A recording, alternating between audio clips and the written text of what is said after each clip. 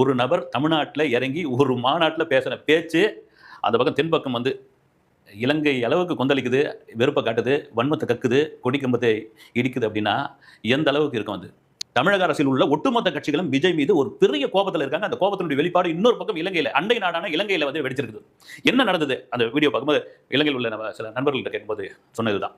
இந்த 2வது மாநாட்டில் விஜய் பேசின பேச்சு வந்து கச்சத்தீவை மீட்போம். தமிழக அரசியலில் யார் வந்தாலும் வைக்கிற முதல் விஷயம் என்னன்னா கச்சத்தீவை மீட்போம், கச்சத்தீவை மீட்போம், கச்சத்தீவை மீட்போம். அது தொடாம யாரும் அரசியல் பண்ணியிருக்காங்களா? ஒரு லெட்டர் பேட் கட்சியாக கூட இருக்கட்டுங்க, அவங்க வந்து பேசும்போது பார்த்தீங்கன்னா கச்சத்தீவை மீட்போம் நாங்கள் அப்படின்னு ஒரு குரல் கொடுப்பாங்க வந்து.